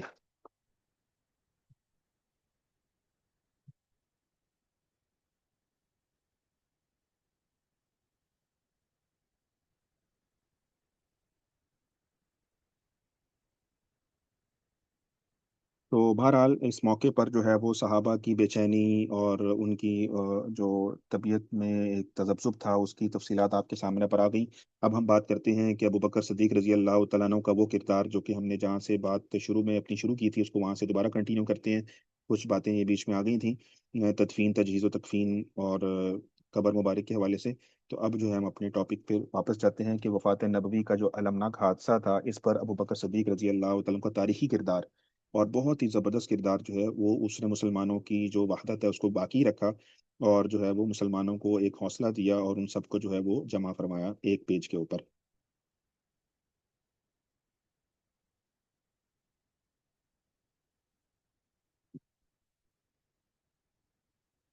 تو ابو بکر صدیق رضی اللہ تعالیٰ عنہ کو جب وفات کی خبر ملی اور آپ حجرے میں تشریف لائے، نبی صلی اللہ علیہ وسلم کی پیشانی مبارک پر پرخلوص بوسہ دیا، اس کے بعد آپ باہر تشریف لائے اور صحابہ کو دیکھا کہ صحابہ کو سکتے کی حالت میں ہے، कोई बेहोश है। बल्कि दो साहबा के वाक़े यहाँ पे कोट करूंगा। एक साहबी के बारे में आता है कि जैसे वो मस्जिद नबी में मौजूद थे, जैसे ही उनको ये पता लगा कि नबी सल्लल्लाहु अलैहि वसल्लम दुनिया से रहलत फरमा गई हैं, उनको भी हरकत कल्ब उनकी बंद हो गई, हार्ट अटैक हो गया और वो भी अल्लाह के पास चले गए। इतना बड़ा सदमा उनके लिए वो बर्दाश्त नहीं कर पाए। एक साहबी के बारे में आता है कि वो अपने घर में थे, उनको इत्तला मिली कि नबी सल्लल्लाहु अलैहि वसल्लम दुनिया में नहीं है। तो उन्होंने फिर इस मौके पर अल्लाह ताला से दुआ की रोते रोते कि या अल्लाह, जब मेरे नबी, इनको देखने के लिए मेरी आंखें थीं, मैं उनके दीदार किया करता था अपनी आंखों से, जब वो ही नहीं रहे तो आप मेरी आंखों की बिनाई भी मुझसे ले लीजिए। तो रिवायत में आता है कि अल्लाह ताला ने उनकी बिनाई को सलब कर लिया और वो फिर नाबीना हो गए। तो ये सहाबा की वो कैफियत थी इस मौके के ऊपर और इस गम की कैफियत के ऊपर कि जो कि आपके सामने आ चुकी है। बहरहाल, अबू बकर सदीक रजी अल्लाह तआला अन्हु जब हुजरे अक़दस से बाहर तशरीफ लाए तो देखा सहाबा की ये कैफियत है, और हज़रत उमर रजी अल्लाह तआला अन्हु सबसे ज़्यादा परेशानी के आलम में है। तो हज़रत उमर रजी अल्लाह तआला अन्हु तलवार लेकर खड़े हुए हैं, तो अबू बकर ने उन्हें कहा कि ए उमर, क्या तुमने अल्लाह ताला का ये कौल नहीं सुना, इन्नका मय्यितुन व इन्नहुम मय्यितून वमा जअलना लिबशरिन मिन क़ब्लिकल ख़ुल्द। तो लेकिन हज़रत उमर रज़ी अल्लाह अन्हु कहते हैं कि मैंने अबू बकर सिद्दीक़ रज़ी अल्लाह तआला को कोई जवाब नहीं दिया, और मैं अपनी उसी जोश में रहा, और मैंने गोया ऐसा कि अबू बकर की बात को सुना ही ना हो। तो अबू बकर सिद्दीक़ रज़ी अल्लाह तआला ने जब मेरी ये कैफ़ियत देखी तो मुझे छोड़ दिया, और फिर जो है वो मिंबर के पास तशरीफ ले आए। और जब लोगों ने देखा कि अबू बकर सिद्दीक रजी अल्लाह तआला बात करने के लिए मिंबर के पास आ गए, तो सब लोग हज़रत उमर रजी अल्लाह तआला के पास से उठे और अबू बकर सिद्दीक रजी अल्लाह तआला के पास आकर जमा हो गए। तो इस मौके पर सिद्दीक अकबर रजी अल्लाह तआला ने एक बहुत ही पुरअसर किस्म का वाज किया और खुतबा दिया, और मिंबर नबवी सल्लल्लाहु अलैहि वसल्लम के पास आकर लोगों को कहा कि बुलंद आवाज से कहा कि खामोश हो जाओ, बैठ जाओ। जब सब लोग बैठ गए तो सिद्दीक अकबर रजी अल्लाह तआला ने नबी सल्लल्लाहु अलैहि वसल्लम की आदत शरीफा के मुताबिक सबसे पहले हम्द व सना से अपने खुतबे का आगाज किया, और उसके बाद आपने थोड़ी सी बात की, और आपने यहाँ पर ये आयत कोट की जो आपके सामने स्क्रीन पर मौजूद है कि वमा वमा मुहम्मदुन इल्ला रसूल कद खलत मिन कब्लिहि रुसुल अफइन माता अव कुतिला इनकलबतुम अला अक़ाबिकुम व मन यनक़लिब अला अक़िबैहि फलन यदुर्रल्लाह शैय्या व सयजज़िल्लाहु शाकिरीन। और मोहम्मद एक रसूल ही तो हैं, इनसे पहले बहुत से रसूल गुजर चुके हैं। अगर इनका इंतकाल हो जाए या ये शहीद हो जाएं तो क्या तुम इस्लाम से अपनी एड़ियों के बल फिर जाओगे? और जो कोई अपनी एड़ियों के बल फिर जाए तो अल्लाह का कुछ भी नहीं बिगाड़ सकेगा, और अल्लाह ताला शुक्र अदा करने वाले को अच्छी जजा देंगे। तो हज़रत उमर रज़ी अल्लाह अन्हु कहते हैं कि जब अबू बकर सिद्दीक रज़ी अल्लाह तआला अन्हु की ज़ुबान मुबारक से मैंने कुरान पाक की आयत सुनी, तो मुझे ऐसा लगा कि जैसे ये कुरान की आयत आज ही मुझ पर नाज़िल हुई। आज ही नाज़िल हुई, इससे पहले मुझे इस आयत के बारे में, यानी कि मेरे ज़हन में था ही नहीं कि इस तरह की आयत भी कुरान पाक में मौजूद है। तो कहते हैं कि इस बात को सुनकर मुझे बहुत ज़्यादा हौसला हुआ, और फिर मुझे यकीन हो गया कि रसूलुल्लाह सल्लल्लाहु अलैहि वसल्लम का विसाल हो चुका है। और फिर मेरी जो वो कैफ़ियत थी वो आहिस्ता-आहिस्ता जो है वो जाती रही। तो बहरहाल इस मौके पर अबू बकर सिद्दीक रज़ी अल्लाह तआला ने खुतबा दिया, और लोगों को कहा कि जो शख्स अल्लाह की इबादत करता था जान ले कि अल्लाह ज़िंदा है, अल्लाह ताला पर कभी मौत नहीं आ सकती, और जो कि मोहम्मद सल्लल्लाहु अलैहि वसल्लम की इबादत करता था तो जान ले कि मोहम्मद सल्लल्लाहु अलैहि वसल्लम वफ़ात पा गए हैं। और ऐसे ही जब उनकी वफ़ात हुई, जैसे इनसे पहले बहुत सारे रसूलों की वफ़ात हो चुकी है, तो क्या जब रसूल का इंतकाल हो जाए तो या आप शहीद कर दिए जाएँ तो क्या तुम दीन इस्लाम से वापस हो जाओगे? और जो शख्स दीन इस्लाम से वापिस होगा वो अल्लाह को ज़रा बराबर भी नुकसान नहीं पहुँचाएगा, और अल्लाह ताला अनकरीब शुक्रगुज़ार बंदों को इनाम देंगे। तो इस मौके पर अबू बकर सिद्दीक रज़ी अल्लाह तआला अन्हु ने ये बात की और फरमाया कि अपने नबी को मुखातिब बनाकर ये कहा कि बेशक आप भी दुनिया से जाने वाले हैं, और सब लोगों ने मरना है, सब चीज़ों ने फ़ना होना है, सिर्फ़ अल्लाह ताला की ज़ात वाहिद ऐसी ज़ात है जो हमेशा बाकी रहेगी, और हर नफ्स इसके अलावा मौत का ज़ायक़ा चखेगा, और क़यामत के दिन अल्लाह ताला फिर सबको उनके अमाल का पूरा-पूरा अजर देंगे। और अबू बकर रज़ी अल्लाह तआला अन्हु ने ये भी बात की कि अल्लाह ताला ने जब तक अपने नबी के बारे में चाहा उनकी उम्र को दराज़ किया, उनको बाकी रखा, यहाँ तक कि अल्लाह के दीन को उन्होंने कायम कर दिया। और अल्लाह के दीन को कायम करने के बाद उन्होंने अल्लाह का पैगाम पहुँचा दिया, अल्लाह की राह में जिहाद किया, अब अल्लाह ताला ने उन्हें अपने पास बुला लिया। तो रसूलुल्लाह सल्लल्लाहु अलैहि वसल्लम तुम्हें एक सीधे और साफ रास्ते पर छोड़कर दुनिया से गए हैं। अब जो हलाक और गुमराह होगा वो हक वाज़े होने के बाद गुमराह होगा। बस अल्लाह ताला जिसका रब हो तो वो समझ ले कि अल्लाह ज़िंदा है, इनको कभी मौत नहीं है, और जो शख्स मोहम्मद सल्लल्लाहु अलैहि वसल्लम की इबादत करता था उनको अल्लाह ताला जानता, उनको भी अल्लाह ताला जानता, और उनको अल्लाह जानता था, तो जान ले कि उसका माबूद तो हलाक हो गया। ऐ लोगो, अल्लाह से डरो, अल्लाह के दीन को मजबूती से पकड़ो, और अपने परवरदिगार पर भरोसा रखो। तहकीक अल्लाह का दीन कायम और दायम रहेगा, और अल्लाह का वादा पूरा होकर रहेगा। और अल्लाह हर उस शख्स का मददगार है जो उसके दीन की मदद करेगा, और अल्लाह अपने दीन को इज्जत और गलबा देने वाला है। और अल्लाह की किताब हमारे दरमियान मौजूद है, वही नूर हिदायत है, वही शिफा है, वही शिफाए दिल है। उसी के ज़रिए से अल्लाह ताला ने मोहम्मद सल्लल्लाहु अलैहि वसल्लम को रास्ता बतलाया है, और उसमें अल्लाह के हलाल और हराम करदा चीज़ों का ज़िक्र है। खुदा की कसम, हमें उस शख्स की ज़र्रा बराबर परवाह नहीं जो हम पर फ़ौज कशी करे। ये इशारा था बागियों और मुर्तद्दीन की तरफ, असवद यंसी या मुस्लिमा कज़्ज़ाब, तुलैहा असदी और इस तरह के और लोग जिन्होंने नबूवत का दावा किया था। तो अच्छा, जब इन लोगों ने नबूवत का दावा कर, थोड़ी सी इसकी बात भी बीच में आ गई कि कुछ लोगों ने नबी सल्लल्लाहु अलैहि वसल्लम की अलालत के अय्याम में ना नबूवत के दावे शुरू कर दिए थे, और बहुत सारे उनके पैरोकार भी बन गए थे। अच्छा, उनके पैरोकार जो बने थे ना, उसकी वजह क्या थी? उलमा ने लिखा है कि उनकी वजह ये थी कि उन्होंने क्या किया था कि ज़कात, कुछ ऐसे कबीले थे जिन्होंने ज़कात देने से इनकार कर दिया था नबी सल्लल्लाहु अलैहि वसल्लम की अलालत के अय्याम के अंदर। तो इन लोगों ने, इन बदबख्तों ने जिन्होंने नबूवत का दावा किया था ना, इन्होंने उनको लालच ये दिया कि हम नबी हैं, नाउजुबिल्ला, और हम तुमसे ज़कात नहीं लेंगे। यानी कि हम अपनी अपनी नबूवत का ऐलान करते हैं और तुम्हें कंसेशन ये देते हैं कि तुम लोग ज़कात ना दो। तो ज़कात देने की जब उनको एग्जेम्पशन दे दी, तो उन लोगों ने उन पर ईमान लाने का भी दावा कर दिया कि हम ठीक है जी, आपको नबी मान लेते हैं। तो इस तरह बहुत सारे लोग मुर्तद हो गए दीन दीन इस्लाम के साथ, उनकी इस पैकेज के ऊपर या इस कंसेशन के ऊपर। तो नबी अलैहिस्सलाम ने अपनी अलालत के अय्याम में जब आपको पता लगा, तो आपको बहुत ज़्यादा अफसोस हुआ, और आपने खास तौर पर सहाबा को ताकीद की कि इन लोगों का कला कमा किया जाए हर कीमत पे। तो असवद अंसी के खिलाफ अंसार की जमात को भेजा और उन्होंने उसको कत्ल किया। और नबी सल्लल्लाहु अलैहि वसल्लम की यौम यौमुल विसाल से एक दिन पहले जो है असवद अंसी को कत्ल कर दिया गया। और उसके बाद तुलैहा असदी और उनके खिलाफ, मुस्लिमा कज़्ज़ाब के खिलाफ भी जो है मुहिम्मात फिर नबी अलैहि वसल्लम के विसाल के बाद जो है वो रवाना की गई। और मुस्लिमा कज़्ज़ाब को जो है वो अबू बकर सिद्दीक रजी अल्लाह तआला अन्हु के दौर में जो है वो कत्ल कर दिया गया, हजरत वाशी बिन हर्ब रजी अल्लाह तआला अन्हु ने।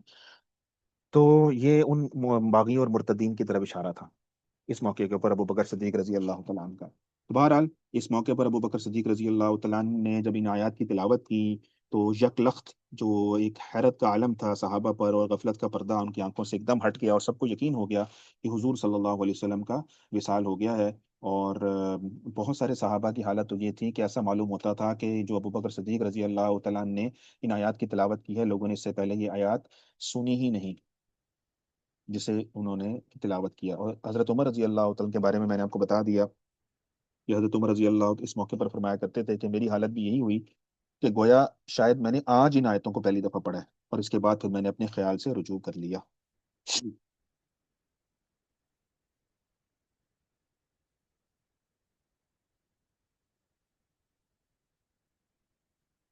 तो अबू बकर सदीक रजी अल्लाह तआला अन्हु जो ऐसा खुतबा दे रहे हैं ना, इसका ये मतलब नहीं है कि उनको जो है वो गम नहीं है या कोई ऐसा मामला है, कोई मोहब्बत का वो ताल्लुक, ऐसी हरगिज बात नहीं है। बल्कि मैंने आपको बताया कि जैसे कासिद ने मुकाम सुख में उनको खबर दी थी, उसी वक्त उनकी हालत खराब हो गई थी, हिचकियां बन गई, सांस उखड़ने लग पड़ा, रोते रोते जो है वो हिचकियां उनकी लग गई।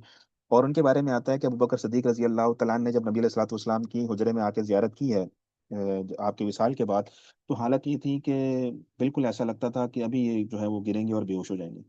या इनकी मौत वाक़या हो जाएगी। इस मौके पर उन्होंने भी गिरफ्तारी की है, और उनके बहरहाल उन्होंने अपने आप को भी सँभाला है इस मौके पर, और उम्मत को भी सँभाला है। और इस मौके पर जो हज़रत अबू बकर सिद्दीक़ रज़ी अल्लाह तआला अन्हु के अल्फ़ाज़ जो हमें मिलते हैं सीरत की किताबों में, वो ये मिलते हैं कि जब आपने चेहरा अनवर को खोलकर पेशानी मुबारक पर बोसा दिया, तो आपने उन नबी अलैहिस्सलातु वस्सलाम से फरमाया कि या रसूल अल्लाह, मेरे माँ-बाप आप पर फ़िदा हों। आप हयात और मौत दोनों हालतों में पाकीज़ा रहें। आपकी वफ़ात से नबूवत और वही मुनक़ते हो गई है, जो किसी और नबी की वफ़ात से मुनक़ते नहीं हुई थी। यानी आपने आना था उनके बाद, तो किसी भी नबी की वफ़ात से ऐसा नहीं हुआ कि नबूवत और वही मुनक़ते हो गई, लेकिन आपकी वफ़ात वाहिद ऐसी वफ़ात, ऐसे नबी की वफ़ात है कि आप ख़ातिमुन नबिय्यीन हैं। तो आपकी वफ़ात के बाद हमेशा हमेशा के लिए जो नबूवत है और वही है वो मुनक़ते हो गई है।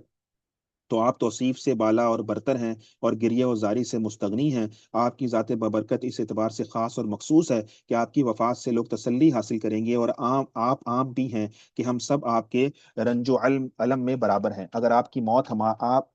मौत आपकी खुद इख्तियार करदा ना होती, इसलिए कि अल्लाह ताला ने तो आपको इख्तियार दिया था कि दुनिया में रहना चाहें तो रह लें, और आखिरत में आना चाहें तो आ जाएँ। तो आपने तो खुद आखिरत को इख्तियार किया। तो हम आपकी मौत के लिए अपनी जानें कुर्बान कर देते। आप अल्फ़ाज़ देखें अबू बकर सिद्दीक़ रज़ी अल्लाह तआला अन्हु की मोहब्बत के, उनके ताल्लुक के, उनके शौक के, उनके जज़्बात के, कि ये रसूलुल्लाह सल्लल्लाहु अलैहि वसल्लम के बारे में कह रहे हैं कि या रसूलल्लाह, अगर हमारे बस में होता कि हम आपको वापस ला सकते, तो खुदा की कसम हम अपनी जानें कुर्बान कर देते, और आपको वापस जो है वो मौत से वापस ज़िंदगी की तरफ ले आते। और फिर फरमाया कि अगर आप हमें ज़्यादा रोने से मना ना करते ना, तो दुनिया देखती कि हम आप पर अपनी आँखों का पानी ख़त्म कर डालते। अलबत्ता 2 चीज़ें ऐसी हैं कि इनका हटाना और मिटाना हमारे इख्तियार में नहीं है। एक गम एक गम में जुदाई का गम, और दूसरे गम में जिस्म का लाग़र और नहीफ़ हो जाना। ये ऐसा गम लग जाना कि हमारा जिस्म बिल्कुल कमज़ोर होता चला जाए, ये हमारे बस में नहीं है। ये दोनों चीज़ें बाहम एक-दूसरे की हलीफ़ हैं, एक-दूसरे से जुदा नहीं हो सकती। या अल्लाह, हमारा ये हाल हमारे नबी को पहुँचा दे, और ए मोहम्मद सल्लल्लाहु अलैहि वसल्लम, हम आशिकों को बारगाह खुदावंदी में याद रखिए। उम्मीद है कि हम मलहूज़ ख़ातिर रहेंगे। اور پھر فرمایا کہ اگر آپ اپنے فیض صحبت سے ہمارے دلوں میں سکینت اور طمانینت نہ چھوڑ کر جاتے تو ہم اس وحشت جدائی کی جو وحشت ہے اس کا ایسا اثر ہوتا کہ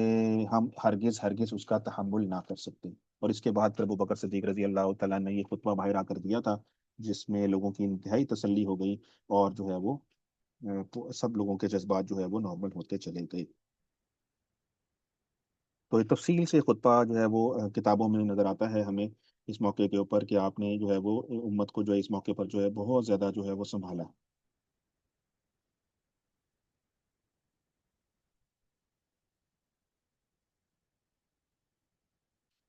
اور اس کے بعد پھر ابو بکر صدیق رضی اللہ تعالیٰ بالخصوص حضرت عمر کو مخاطب کیا تھا، "اے عمر، تم وہی ہو جس کے متعلق مجھے یہ خبر پہنچی ہے کہ تم پیغمبر کے دروازے پر یہ کہتے ہو کہ پیغمبر نہیں مرے یا ان کا انتقال نہیں ہوا۔ کیا تمہیں معلوم نہیں ہے کہ پیغمبر خدا نے اپنی وفات کے متعلق فلاں فلاں دن یہ فرمایا تھا، اور اللہ تعالیٰ اپنی کتاب میں بھی فرماتے ہیں کہ انا میتون و انہم میتون"۔ حضرت عمر فرماتے ہیں کہ میرا حال ایسا ہوا کہ گویا میں نے یہ کتاب اللہ کی آیت اس سے پہلے کبھی سنی ہی نہیں تھی، اور میں گواہی دیتا ہوں کہ اللہ تعالیٰ قرآن اسی طرح ہے جس طرح وہ نازل ہوا، اور حدیث اسی طرح ہے جس طرح وہ حدیث صادر ہوئی، اور اللہ تبارک و تعالی حی لا یموت ہے، انا للہ و انا الیہ راجعون۔ اس موقع پر حضرت عمر نے پڑھا کہ اللہ تعالیٰ کی رحمتیں ہوں اس کے رسول صلی اللہ علیہ وسلم پر، اور ہم اللہ پر امید رکھتے ہیں اور کہ ہم کو اس مصیبت پر اجر ضرور ملے گا۔ اس کے بعد واقعہ آ جاتا ہے، یہ تو ہوگی ساری باتیں مدینہ میں مسجد نبوی کے اندر کی حالات نبی علیہ الصلوۃ والسلام کے وصال کے موقع کے اوپر۔ اچھا، اس کے بعد کیا ہوا کہ جو اہل بیت حضرات تھے جن کے بارے میں نبی علیہ السلام نے وصیت فرمائی تھی کہ وہ مجھے غسل بھی دیں گے اور کفن بھی دیں گے، لحد میں بھی اتاریں گے، لحد کو کھودیں گے اور سارے تدفین کے معاملات کو دیکھیں گے، تو یہ تو معاملات اہل بیت سارے وہ چیزیں کر رہے تھے۔ اس کے علاوہ کیا ہوا کہ ایک اور حادثہ جاں گداز پیش آیا۔ صحابہ کو فوراً یہ فکر لاحق ہوئی کہ کہیں ایسا نہ ہو کہ اسلام کی وہ عمارت جو نبی صلی اللہ علیہ وسلم نے اپنے خون سے سینچی ہے، اور اتنی آپ نے جد و جہد کی ہے 23 سال کے عرصے میں، ایسا نہ ہو کہ اس میں کوئی کسی قسم کی دراڑ پڑ جائے یا شیطان آ کر جو ہے اس کو کوئی نقصان کسی قسم کا پہنچائے، اس کو قائم رکھنا، باقی رکھنا بہت ضروری ہے۔ تو اس موقع پر کچھ لوگوں نے، انصار میں سے اور مہاجرین نے، ایک جگہ ہے ثقیفہ بنی ساعدہ، یہ جگہ میں آپ کو دکھا دیتا ہوں، جیسے مسجد نبی کے ایک طرف یہ علاقہ ہے جس میں یہ مثلث نما ایک باغ ہوا کرتا تھا، ایک انصار کا قبیلہ تھا بنی سعدہ، اس کا یہ باغ تھا، اور یہاں پر جو ہے وہ ایک چوپال تھی، ایک بیٹھک تھی، ایک جگہ تھی بیٹھنے کی جہاں پر لوگ جمع ہوتے تھے، بات کرتے تھے، بیٹھک کرتے تھے۔ جیسے آپ یہ تصویر دیکھ رہے ہیں، یہ مسجد نبوی ہے،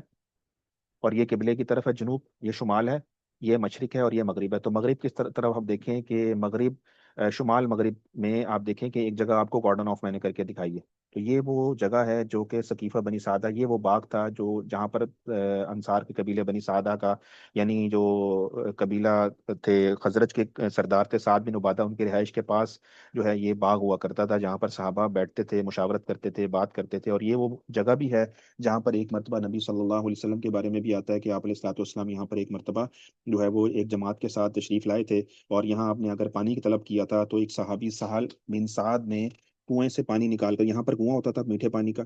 تو سہل بن سعدی نے کنویں سے پانی نکال کر آپ کو اور آپ کے صحابہ کی خدمت میں پیش کیا تھا، جس سب نے نوش فرمایا تھا۔ اور ایک روایت یہ بھی آتی ہے کہ نبی صلی اللہ علیہ وسلم نے بنو سعدہ کے سقیفے میں نماز بھی ادا کی تھی۔ یہی وجہ ہے کہ جس جگہ پر آپ تشریف فرما ہوئے اور نماز ادا کی، بعد میں بطور یادگار نماز کے لیے اس کو خاص کر لیا گیا ہے۔ تو ایک واقعہ یہ بھی آتا ہے کہ حضرت سعد بن سعد کی جب شادی ہوئی تو ان کی بیوی ہندا بنت زیاد جب رخصت ہو کر آئی ہیں، تو انہیں گھر کے بالکل بیچ میں مسجد دیکھ کر تعجب ہوا، اور پوچھا کہ چھپر یا دیوار کے قریب کیوں نہیں نماز پڑھی جاتی ہے، درمیان میں کیوں نماز کی جگہ ہے؟ تو پھر ان کے شوہر نے ان سے کہا کہ یہ اصل میں خاص اسی جگہ پر مسجد بنائی گئی ہے جہاں پر سرکار رسالت مآب صلی اللہ علیہ وسلم تشریف فرما ہوئے تھے، اور آپ نے اس جگہ پر امامت فرمائی تھی، اور اسی جگہ کو امام الانبیاء کی سجدہ گاہ بننے کا شرف حاصل ہوا، اس لیے ہم نے عین اسی وقت میں جو ہے وہ مسجد کی تعمیر جو ہے وہ کی ہے۔ تو یہ ثقیفہ بنی سعدہ ہے، اور ثقیفہ کہتے ہیں اس چوپال کو جہاں عام طور پہ ہم دیکھتے ہیں ہمارے گاؤں محلے میں بھی ہوتی ہے کہ وہاں لوگوں کی بیٹھک وغیرہ لگتی ہے، اور مختلف باغات میں تاریخی روایات میں متعدد چوپالوں کا ذکر ملتا ہے، اور ان کی تعمیر کا طریقہ بھی ہوتا تھا کہ مشرق مغرب اور جنوب تین طرف سے اینٹوں کی دیواریں اٹھائی جاتی تھیں، اور شمالی حصہ جو ہے وہ کھول دیا جاتا تھا تاکہ گرمی میں ہوا دار رہے، آرام دہ رہے، اور مشرقی دیوار جو ہوتی تھی اس میں ایک کھڑکی کھول دی جاتی تھی، اور چھت میں کھجور کی لکڑیوں کی شہتیریں لگائی جاتی تھی، ان کے اوپر کھجور کی شاخیں بچھائی جاتی تھی اور ان کے اوپر چٹائیاں ڈال کر چھت بنا لی جاتی تھی، اور طول و عرض کی کوئی خاص مقدار معین نہیں تھی، بلکہ بنانے والے کی مرضی پر موقوف ہوتا تھا کہ اس نے کتنا بڑا یہ سقیفہ جو ہے بنانا ہے۔ تو اس زمانے میں سقیفہ کی تعمیر کا یہ طریقہ رائج تھا، اور اس لیے گمان نہیں ہے کہ سقیفہ بنی سعدہ بھی اسی طرح ہی تعمیر کیا گیا ہو۔ تو یہی وہ سقیفہ ہے، یہ وہ چوپال ہے، یہ وہ بیٹھک ہے، یہ وہ مبارک جگہ ہے جہاں خاتم الانبیاء صلی اللہ علیہ وسلم کے کی وفات کے بعد پہلی اسلامی سربراہی کانفرنس منعقد ہوئی، جہاں صدیق اکبر رضی اللہ تعالیٰ عنہ کو اتفاق رائے سے سرکار دو جہاں صلی اللہ علیہ وسلم کا نائب اور خلیفہ، اور مسلمانوں کے پہلے خلیفہ تو راشد ہونے کا نام جو ہے ان کو نامزد کیا گیا، اور آپ کے ہاتھ پر یہاں پر بیعت جو ہے وہ کی گئی۔ تو یہ وہ جگہ ہے جہاں پر جو ہے وہ صحابہ نے نبی صلی اللہ علیہ وسلم کی وفات کے بعد مسئلہ خلافت پر جو ہے وہ ضروری صلاح اور مشورہ کیا، اور صحابہ کرام اسی مبارک جگہ کے اوپر جو ہے وہ جمع ہوئے۔ جیسے یہ تو کچھ سال پہلے کی تصویر ہے جہاں پر باغ وغیرہ آپ کو نظر آ رہا ہے، لیکن جو ہے آج موجودہ اس باغ کو تو ہٹا دیا گیا، اور یہاں پر جو ہے وہ یہ کارڈن آف کر دیا گیا اس جگہ کو، اور اس جگہ پر کچھ کنسٹرکشن وغیرہ تو خیر یہاں پہ تو نہیں ہے پچھلے ہوٹل، لیکن اس کو کنسٹرکشن کی اسی کی اس میں جو ہے وہ ایسے جو ہے وہ دیوار سے لگا کر بند کر دیا گیا ہے۔ تو یہ ایک ایسی جگہ ہے، انہی وجوہ کی پیش نظر سقیفہ بنی سعدہ کی تاریخی دور میں مسلمانوں کی توجہ، دلچسپی اور عقیدت اور جو ہے وہ ارادات کا جو ہے یہ مرکز رہا ہے۔ اور مسجد نبوی کی جو حالیہ توسیع کے بعد یہ سقیفہ، میں نے آپ کو بتایا کہ مسجد نبوی کی شمال مغربی جانب تھا، اور جو ہے وہ اس جگہ کو چھوڑ کر اس کے علاوہ جو ہے باقی مسجد کے صحن کو جو ہے نماز کے لیے مختص کر دیا گیا، لیکن اس جگہ کو جو ہے وہ کارڈن آف کر دیا گیا۔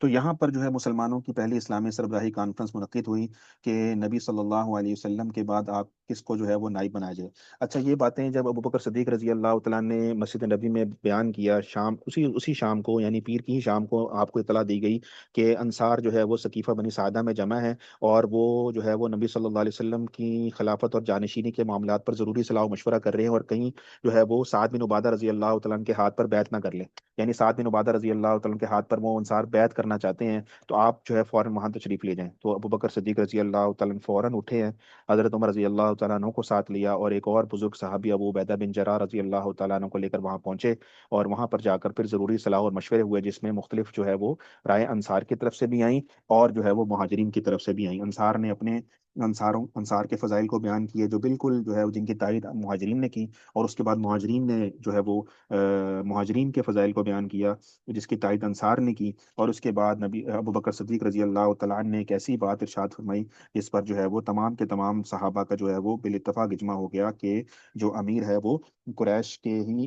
خاندان میں سے ہوگا، کہ آپ نے حدیث ان کو پیش کی کہ الائمۃ من قریش، کہ نبی صلی اللہ علیہ وسلم نے فرمایا کہ جو امیر ہوگا وہ قریش میں سے ہوگا۔ تو جب یہ بات سنی تو سب نے اس بات کی تائید کی، اور یہ جو حدیث ہے الائمۃ من قریش، یہ کسی ایک صحابی سے روایت نہیں بلکہ 40 صحابیوں نے اس حدیث کو روایت کیا، تو صحیح حدیث ہے یہ۔ تو جب یہ ابو بکر صدیق رضی اللہ تعالیٰ عنہ نے پیش فرمائی تو اس موقع پر جو ہے وہ سب نے اس کی تائید کی، اور ابو بکر صدیق رضی اللہ تعالیٰ عنہ کو بالاتفاق بالاجماع جو ہے ان کو اپنے خلیفہ جو ہے وہ نامزد کرنے کے لیے فوراً ان کی طرف بیعت کا ہاتھ بڑھا دیا۔ تو ابو بکر صدیق رضی اللہ تعالیٰ عنہ تو وہاں یہ مسئلہ دیکھنے کے لیے، ڈسکس کرنے کے لیے، اور یہ طے کرنے کے لیے گئے تھے، ان کو کیا پتا تھا کہ انہی کے وہ جو ہے وہ خلیفہ جو ہے وہ نامزد کر دیا جائے گا۔ تو یہاں پر اس کی تفصیلات ہیں، سعد بن عبادہ رضی اللہ تعالیٰ عنہ نے پہلے تقریر فرمائی، اس کے بعد ابو بکر صدیق رضی اللہ تعالیٰ عنہ نے تقریر فرمائی، اور پھر ایک اور تجویز آئی کہ دو امیر بنا لیے جائیں، ایک مہاجرین میں سے اور ایک انصار میں سے، اور اس پر ابو بکر صدیق رضی اللہ تعالیٰ نے پھر تقریر فرمائی، اور اس کے بعد جو ہے وہ لوگوں نے ابو بکر صدیق رضی اللہ تعالیٰ عنہ کو خلیفہ جو ہے وہ نامزد کر دیا۔ تو اس کی تفصیلات انشاءاللہ اگلی کلاس میں آپ کے سامنے آ جائیں گی، اور یہاں بات مکمل کر لیتے ہیں، اور اللہ تعالیٰ ہم سب کو جو ہے وہ عمل کی توفیق عطا فرمائے، صحیح دین پر عمل کرنے کی توفیق عطا فرمائے، نبی صلی اللہ علیہ وسلم کی سچی محبت عطا فرمائے، اور ابو بکر صدیق رضی اللہ تعالیٰ عنہ اور باقی تمام صحابہ کی، تمام اہل بیت کی محبت کا بڑا حصہ جو ہے ہمیں اللہ تعالیٰ نصیب فرمائے، اور ان کی بے ادبی سے ہمیں ہمیشہ ہمیشہ جو ہے وہ محفوظ رکھے۔ اللهم صل على سيدنا مولانا محمد وعلى ال سيدنا مولانا محمد وعلى اله وبارك وسلم، وصلى الله تعالى على خير خلقه محمد وآله واصحابه اجمعين برحمتك يا ارحم الراحمين۔